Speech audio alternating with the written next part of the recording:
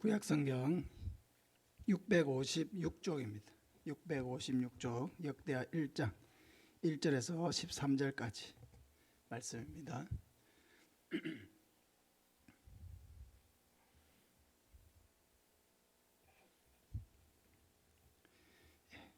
교독하고 13절 같이 읽겠습니다. 다윗의 아들 솔로몬의 왕위가 견고하여 가며 그의 하나님 여호와께서 그와 함께 하사 심히 창대하게 하시니라.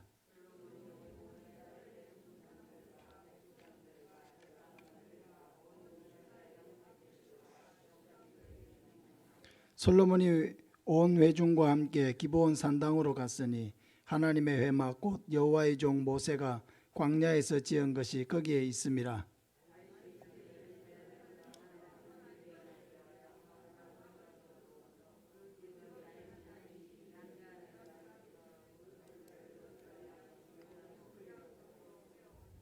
옛적에 훌의 손자 우리의 아들 브살렐이 지은 놋제단은 여호와의 장막 앞에 있더라. 솔로몬이 회중과 더불어 나아가서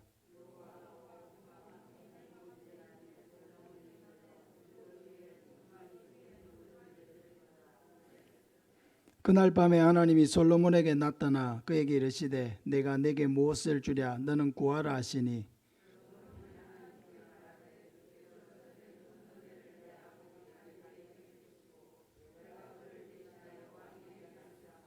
여호와 하나님이여 원하건대 주는 내 아버지 다윗에게 허락하신 것을 이제 굳게 하옵소서. 주께서 나를 땅에 티끌같이 많은 백성의 왕으로 삼으셨사오니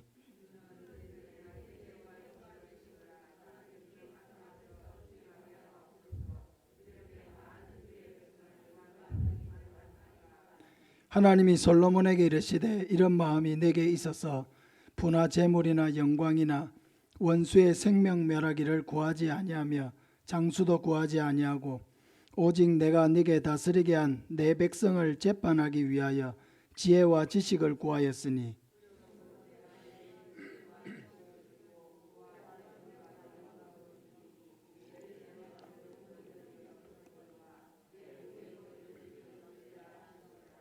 이에 솔로몬이 기브온 산당 회막 앞에서부터 예루살렘으로 돌아와서 이스라엘을 다스렸더라.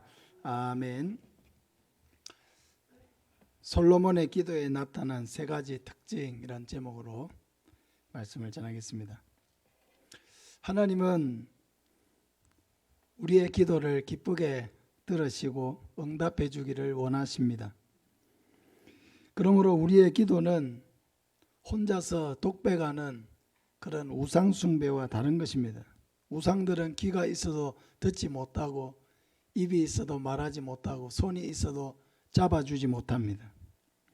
그러나 하나님은 귀가 없어도 들으시고 입이 없어도 말씀하시고 손이 없어도 잡아주시는 분이십니다.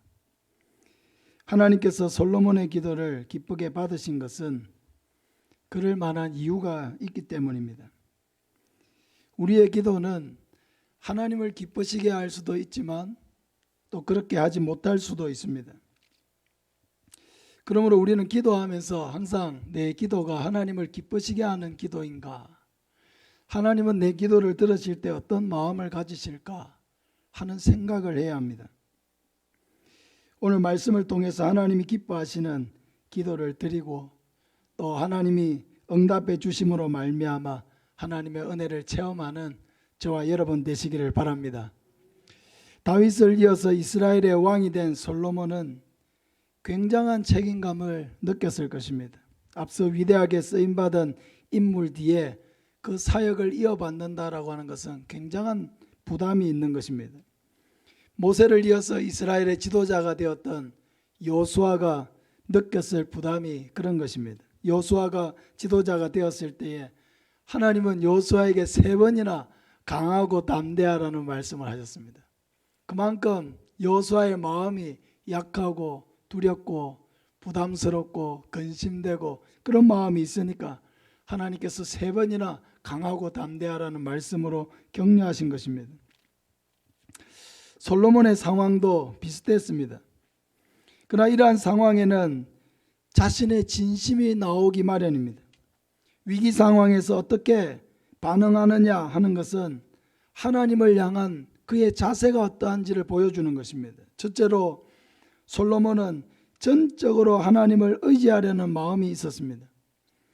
2절부터 보면은 솔로몬이 온 이스라엘의 천부장들과 백부장들과 재판관들과 온 이스라엘의 방백들과 족장들에게 명령하여 솔로몬이 온 회중과 함께 기브온 산당으로 갔으니 하나님의 회막 곧 여호와의 종 모세가 광야에서 지은 것이 거기에 있음이라. 6절에 보면 여호와 앞 곧 회막 앞에 있는 놋제단에 솔로몬이 이르러 그 위에 1000마리 희생으로 번제를 드렸더라.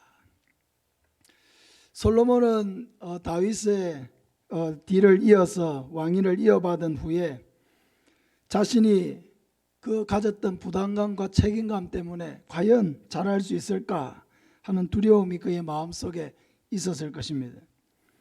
다윗의 시대는 이스라엘 역사에서 가장 강력한 시대이고 또 주변 나라들에 대해서도 위상이 대단했습니다. 이스라엘 백성들은 생육하고 번성하여 땅에 충만하고 또 상비군으로 전쟁에 나갈 수 있는 군사가 150만 명이 넘었습니다. 엄청난 군사력을 가지고 있는 것이죠. 솔로몬은 많은 백성들을 이제 통솔해야 하고 이스라엘의 대단한 높은 위상을 지켜나가야 합니다. 그런데 자신은 어리고 경험이 없는 왕이었습니다. 솔로몬은 이러한 부담감 속에서 가장 먼저 한 일이 무엇입니까? 하나님 앞에 나아간 것입니다. 그는 이스라엘 지도자들과 방백들에게 명령해서 당시에 성막이 있었던 기브온 산당으로 다 나아가서 하나님 앞에 먼저 제사 드리기를 원했습니다. 솔로몬은 거기에서 1000 번제를 드렸습니다. 1000 번제라고 하는 것은 1000번 제사를 드렸다는 것이 아닙니다. 1000마리 희생으로 한 번 번제를 드린 것입니다. 번제를 드릴 때 1000마리 희생을 사용했다라고 하는 것은 하나님을 향한 솔로몬의 엄청난 희생을 헌신을 보여주는 것입니다. 이것은 솔로몬이 그 안에 자신이 가지고 있던 마음의 부담감을 가지고 전적으로 내가 하나님을 의지해야 되겠다는 마음이 있었다는 것을 보여주는 것입니다. 우리가 하나님을 섬길 때 가장 중요한 것이 무엇입니까? 그것은 바로 우리가 하나님을 의지하는 마음을 갖는 것입니다. 항상 모든 일에 하나님을 의지해서 일해야 되겠다. 하나님이 주시는 은혜로 일해야 되겠다. 하나님이 공급해 주시는 은혜로 일해야 되겠다는 그런 마음을 가지고 하나님을 의지하는 그 마음을 하나님이 가장 기뻐하시는 것입니다. 지난 주일에 욥에 대한 말씀도 드렸지만 그는 자신의 많은 문제들 앞에서 가장 먼저 무엇을 했습니까? 정말 힘들고 어려운 소식들, 감당하기 어려운 소식들이 그의 귀에 들려왔을 때에 그가 가장 먼저 한 일은 하나님 앞에 자신의 문제를 맡기고 모든 것을 주관하시는 하나님의 손에 자기의 문제를 맡겨드린 것입니다. 우리가 어떤 문제를 만났든지 하나님 앞에 엎드릴 줄 아는 사람은 반드시 그 문제를 이기고 나가는 것입니다. 왜냐하면 하나님이 그 사람을 도와주시고 그 문제를 풀어나갈 수 있는 그런 지혜와 능력을 더하여 주시기 때문입니다. 그런데 문제를 만나도 하나님 앞에 기도할 줄 모르는 것이 문제예요. 문제를 만났을 때 하나님 앞에 엎드려야 될 시간이고 문제를 만났을 때에 자기의 돌아온 시간들을 돌아보아야 될 시간이고 하나님 앞에서 이 문제가 어떤 의미를 갖는지를 생각해야 될 시간인데 문제를 만나도 하나님 앞에 기도할 줄 모르고 엎드릴 줄 모르는 정작 문제 앞에서는 신앙을 갖지 않은 사람처럼 행동하는 것, 이것이 문제입니다. 사랑하는 여러분, 하나님 앞에 기도할 줄 모르면 어떻게 되겠습니까? 자기 생각으로 문제를 풀어가려고 할 것입니다. 하나님 앞에 엎드리지 않고 기도하지 않고 하나님의 도우심을 구하지 않고 하나님의 지혜를 구하지 않고 자기 생각으로 인간적인 방법으로 전혀 비신앙적인 방법으로 문제를 풀어가려고 할 때 그 문제는 오히려 풀리지 아니하고 스스로 지쳐서 쓰러지고 마는 것을 보게 되는 것입니다. 그러나 여러분, 아무리 큰 문제를 만나도 기도하는 사람은 걱정스럽지 않습니다. 가장 믿음직한 모습이 어떤 모습인지 아세요? 가장 믿음직한 모습은요, 기도하고 있는 모습이에요. 기도하고 있는 모습보다 더 믿음직한 모습은 없습니다. 아무리 큰 문제를 만나도 하나님 앞에 엎드릴 줄 아는 사람은 걱정할 게 없어요. 목사 입장에서도 항상 그래요. 문제를 만났을 때 그 문제를 만난 사람이 하나님 앞에 나와 기도할 줄 알고 엎드릴 줄 알고 하나님의 도우심을 간구할 줄 알면은 그 성도를 걱정할 이유가 없어요. 걱정스러운 사람은 기도해야 될 사람인데 기도하러 오지 않아요. 기도해야 될 사람인데 하나님을 찾지 않아요. 그게 문제예요. 자기 힘으로 풀어가려고 하는 것은 똑똑한 것이 아니고 어리석은 것입니다. 잘못 신앙생활을 하고 있는 것입니다. 어려움을 만났을 때 하나님 앞에 나와 기도하고 엎드리는 것은 우리의 특권입니다. 하나님이 그 자녀에게 주신 특권이에요. 아무나 기도할 수 있습니까? 아무나 기도할 수 없어요. 자녀들만 기도할 수 있어요.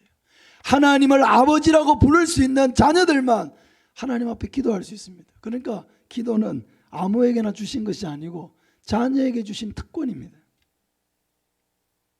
우리의 모든 문제는 하나님의 손 안에 있고 하나님의 주권 아래에 있습니다. 나에게는 큰 문제가 있을 수 있고 작은 문제가 있을 수 있잖아요. 이 문제는 굉장히 어려운 문제다. 이 문제는 쉬운 문제다. 근데 하나님께는 그런 게 없어요. 하나님께는 쉬운 문제가 있고 어려운 문제가 있는 게 아니에요. 그건 우리가 느끼는 것입니다. 하나님께는 모든 문제가 다 쉬운 문제입니다. 하나님은 문제를 해결해 주실 수도 있고 그대로 두실 수도 있습니다. 우리로 하여금 이기게도 할 수도 있고 패하게도 할 수가 있습니다. 그러므로 내 상황이 어떤지, 내가 느끼기에 어떤지 그게 중요한 것이 아니라 항상 내가 감당할 수 없는 문제와 어려움을 만났을 때 가장 먼저 우리가 해야 될 일은 하나님 앞에 나오는 것입니다. 거기서부터 문제의 해결이 시작되는 것입니다. 두 번째로 솔로몬은 하나님이 주신 직분을 잘 감당하고자 하는 마음으로 기도했습니다. 7절부터 보면은 그날 밤에 하나님이 솔로몬에게 나타나 그에게 이르시되 내가 내게 무엇을 주랴 너는 구하라 하시니 솔로몬이 하나님께 말하되 주께서 전에 큰 은혜를 내 아버지 다윗에게 베푸시고 내가 그를 대신하여 왕이 되게 하셨사오니 여호와 하나님이여 원하건대 주는 내 아버지 다윗에게 허락하신 것을 이제 굳게 하옵소서. 주께서 나를 땅에 티끌같이 많은 백성의 왕으로 삼으셨사오니 주는 이제 내게 지혜와 지식을 주사 이 백성 앞에서 출입하게 하옵소서. 이렇게 많은 주의 백성을 누가 능히 재판하리까? 솔로몬은 남들보다 더 뛰어나려고 하는 목적으로 지혜와 지식을 구하지 않았어요. 자신의 성공을 위해서 지혜와 지식을 달라고 하지 않았습니다. 솔로몬이 하나님 앞에 지혜와 지식을 달라고 구한 것은 하나님께서 맡겨주신 왕으로서의 직분을 감당하기 위해서입니다. 하나님께서 다스리라고 주신 그 많은 백성들을 올바르게 재판하고 올바르게 지도하고 올바르게 인도하기 위한 하나님이 맡겨주신 직분을 감당하기 위한 지혜와 지식, 그것을 구한 것입니다. 이 기도에서 이것이 중요한 포인트입니다. 사랑하는 여러분, 우리가 무엇을 위해서 기도한다고 하면 그 기도가 나와 하나님과의 관계에서 어떤 의미를 갖는지, 나아가서 하나님이 나에게 맡겨주신 일들과 무슨 관계가 있는지 한번 생각해 보시길 바랍니다. 나는 왜 이 기도를 하고 있는 것입니까? 여러분이 자기가 하고 있는 기도를 한번 점검해 보시길 바랍니다. 왜 나는 이 기도를 하고 있는가? 여러분, 재물을 위해서 기도하고 있습니까? 왜 하나님이 나에게 재물을 주셔야 합니까? 건강을 위해서 기도하고 있습니까? 왜 하나님이 나에게 건강을 주셔야 합니까? 지혜를 위해서 기도하고 있습니까? 왜 하나님이 나에게 지혜를 주셔야 합니까? 한번 생각해 보시기 바랍니다.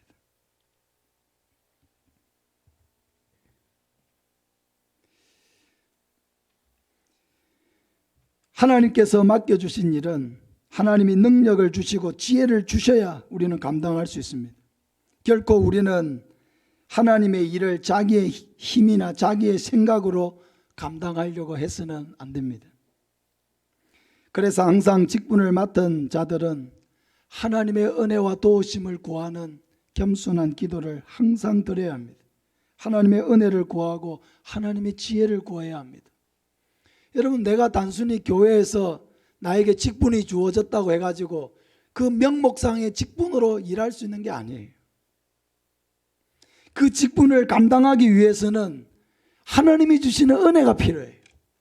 하나님이 주시는 능력이 필요해요. 하나님이 주시는 건강도 필요하고요. 때로는 재물도 필요합니다. 그게 하나님이 주시는 은혜가 있어야 내가 나에게 하나님이 맡겨주신 직분을 감당할 수 있다라고 하는 그런 마음이 필요한 거예요.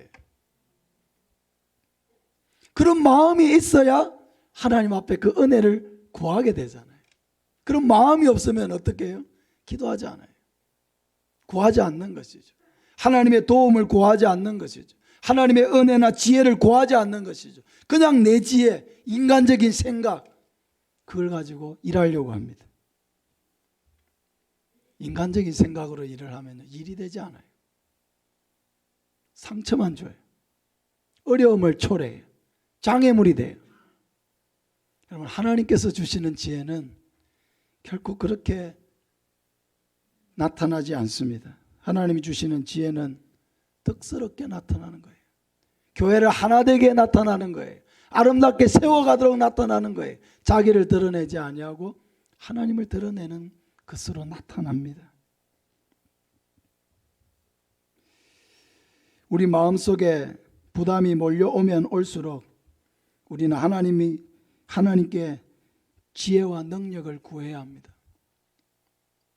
저는 새벽에 가장 많은 기도를 항상 여기에 집중합니다. 그건 일부러 하려고 해서가 아니라 제 마음속으로부터 하나님, 이 교회를 맡겨주셨는데 저에게는 감당할 힘도 없고 지혜도 없고 능력도 없습니다. 하나님께서 저를 붙들어 주시지 않으면 감당할 수 없습니다. 하나님, 저에게 말씀 주시지 않으면 전할 수 없습니다. 하나님의 은혜 주시지 않으면 할 수 없습니다. 하나님이 용기 주시지 않으면 할 수 없습니다. 하나님의 도우심을 구하지 않을 수가 없어요.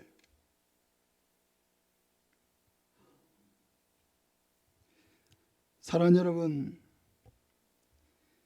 항상 하나님의 은혜를 받아야 내가 일할 수 있다는 것을 잊어버리지 마시기를 바랍니다. 내 힘으로 일하는 게 아니에요. 하나님이 주시는 은혜가 있어야 힘든 일을 하면서도 지치지 않는 거예요. 하나님 주시는 은혜로 기쁨으로 섬기는 저와 여러분 되시기를 바랍니다. 마지막으로 솔로몬의 기도는 자기 중심적인 기도가 아니라 하나님 중심적인 기도였습니다.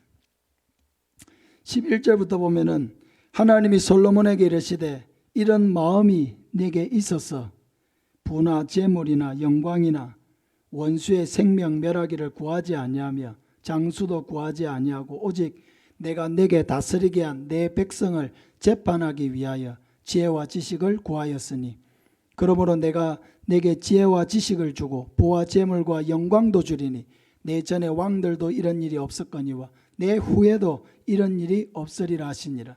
이에 솔로몬이 기브온 산당 회막 앞에서부터 예루살렘으로 돌아와 이스라엘을 다스렸더라. 하나님은 솔로몬의 기도를 들으시고 매우 기뻐하시고 흡족해 하셨습니다. 그것은 솔로몬이 자기 중심적으로 자기의 이기적인 어떤 목적, 자기의 어떤 성공, 이걸 위해서 기도한 것이 아니라 하나님 중심적으로 하나님께 영광이 되도록 기도했기 때문입니다. 솔로몬은 자기를 위해서 부유함이나 재물을 구하지 않았습니다.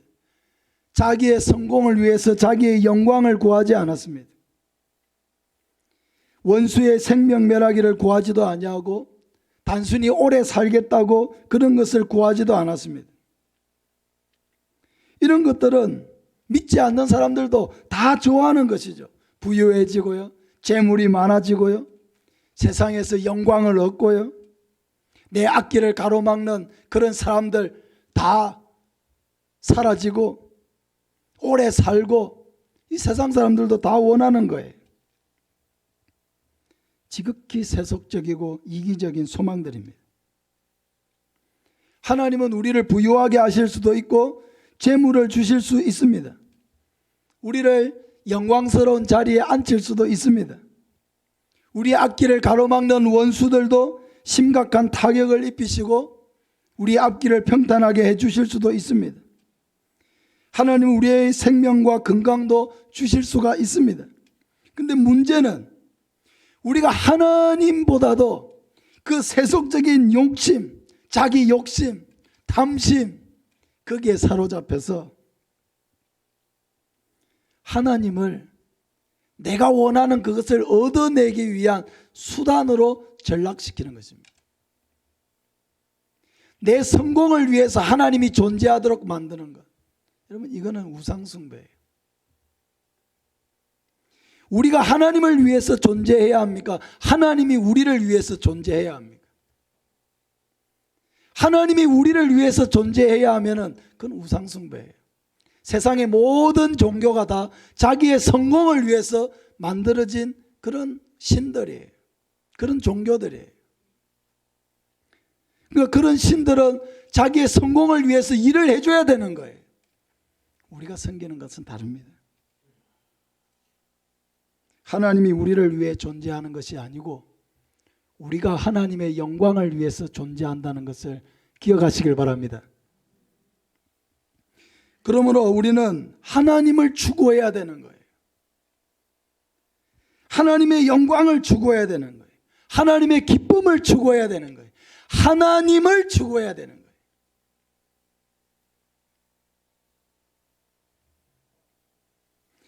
하나님을 추구하지 아니하고 하나님이 주시는 선물들, 재물, 명예, 영광 이런 걸 추구하면요, 하나님도 잃어버리고 내가 얻고자 하는 것도 아무것도 얻지 못합니다.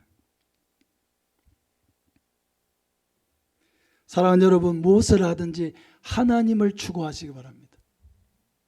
하나님이 나를 위해 존재하는 것이 아니고 내가 하나님을 위해 존재하는 거예요. 우리의 인생이 가장 복된 것은 내 인생이 하나님의 영광을 위해서 살 때입니다. 내 기도가 가장 아름답게 되는 것은 그 기도가 하나님의 영광을 지향할 때예요. 그래야 그 기도가 복되게 되고 아름답게 되는 것입니다. 여러분, 하나님이 우리의 기도를 들으시고 기뻐하시면요, 우리가 구하지 아니한 것도 다 주십니다. 하나님은 그런 아버지이시고 그런 풍성함이 아버지에게 있습니다. 우리가 하나님을 가장 영광스럽게 하는 길은 우리가 하는 모든 일들을 통해서 영혼을 구원하려고 하는 것입니다. 이것은 예수님이 성천하시기 전 제자들에게 남기신 가장 중요한 명령이기도 하고 이것은 곧 우리에게 맡겨진 사명이기도 합니다. 하나님은 모든 사람이 구원을 받으며 진리를 아는 데 이르기를 원하신다고 했습니다. 하나님은 유대인이나 야만이나 지혜 있는 자나 지혜 없는 자나 모두가 하나님이 보내신 예수 그리스도를 믿고 구원받기를 원하십니다. 하나님은 우리가 때를 얻든지 못 얻든지 항상 말씀을 전파하는 삶을 살기를 원하십니다. 왜냐하면 하나님은 어느 때든지 영혼을 부르시기 때문입니다. 코로나라고 해서 하나님의 구원 사역이 멈춘 것은 아닙니다. 우리가 5월 23일에 초청주의를 마련하고 기도하고 한 영혼이라도 구원하려고 힘을 쓰는 것은 하나님이 코로나라고 해서 구원 사역을 쉬신 것이 아니라 때를 얻든지 못 얻든지 하나님은 계속적으로 영혼을 부르고 계시기 때문에 주님과 함께 동력하기 위해서 이 일을 우리가 하는 것입니다. 사랑하는 여러분, 우리가 무엇을 하든지 항상 내가 하는 이 일을 통해서 어떻게 한 영혼에게라도 더 복음을 전할 수 있을까? 이것을 생각하시기 바랍니다. 우리 공부하는 학생들도 마찬가지고 이렇게 열심히 공부해서 내가 하나님의 영광을 나타내고 나를 통해서 많은 사람들이 예수 믿게 해야 되겠다. 그 생각을 가지고 공부를 하면은 하나님이 지혜를 주시고 모든 것을 인도해 주시는 것입니다. 하나님은 솔로몬에게 내가 내게 무엇을 주랴 너는 구하라 하고 말씀하셨습니다. 구하라고 할 때 엉뚱한 걸 구하면 안 됩니다.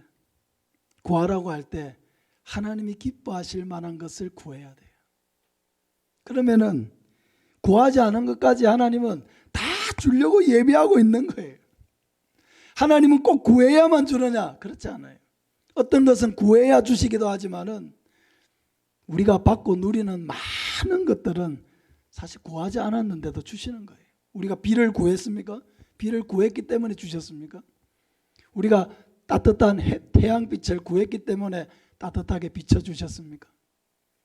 우리가 이렇게 좋은 공기를 구했기 때문에 공기를 주셨습니까? 사실은요, 하나님께서 구하지 않았는데도 날마다 우리에게 주시는 은혜가 너무나 많습니다. 하나님은 옹졸한 분이 아닙니다.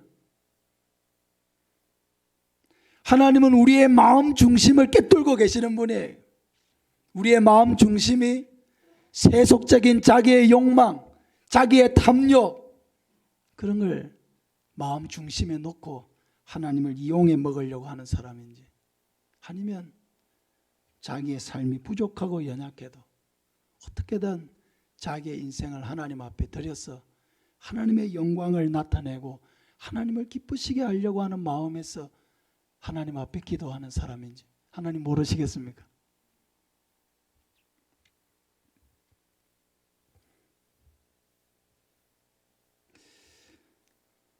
사랑하는 여러분, 항상 하나님을 기쁘시게 하려는 열망이 여러분의 마음속에 넘치시기를 바랍니다. 우리가 하나님을 기쁘시게 하려고 하면 할수록 하나님이 나를 얼마나 사랑하시고 하나님이 얼마나 나에게 기쁨을 주기를 원하시는지 깨닫게 돼요. 하나님을 기쁘시게 하려고 하는 마음이 없는 사람은요, 하나님이 나를 기쁘시게 하려고 하는 하나님의 마음을 느끼지 못합니다. 하나님을 전심으로 사랑해 보지 않은 사람은 하나님이 자기의 모든 것을 희생해서 나를 사랑하시는 그 사랑을 알지 못해요. 하나님이 우리를 마음을 다하고 뜻을 다하고 힘을 다해서 사랑하라고 하신 이유가 뭔지 아세요? 하나님이 바로 그렇게 우리를 사랑하고 있기 때문에 우리가 그렇게 하나님을 사랑해야 또한 그렇게 우리를 사랑하시는 하나님을 알게 되는 거예요.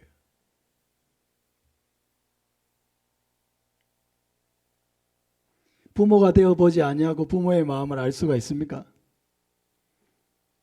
우리가 평생 자녀로 살아간다고 하면은 여러분 부모의 마음을 알지 못합니다. 근데 하나님은 공평하신 하나님이시잖아요. 우리가 일정 기간은 자녀로 살지만은 이제 한 30세부터는 시작해서 부모로 살아야 돼요.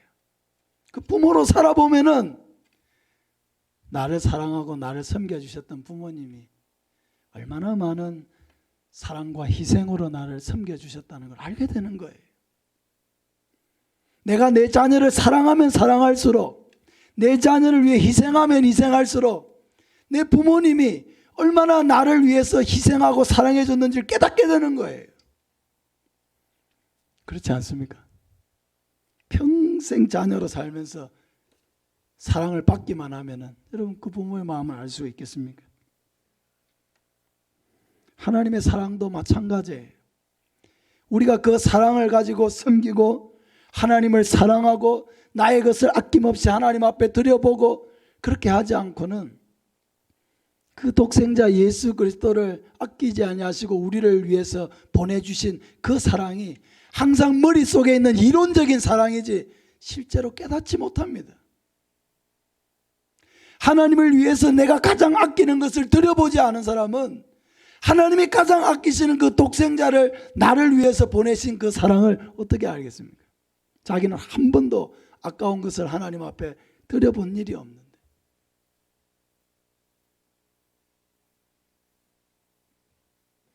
하나님이 우리에게 주시는 명령은요, 하나님 자신을 위한 게 없어요. 사실은 하나님이 우리에게 뭔가를 하라고 하시거나 하지 말라고 하시는 건 다 우리를 위한 거예요.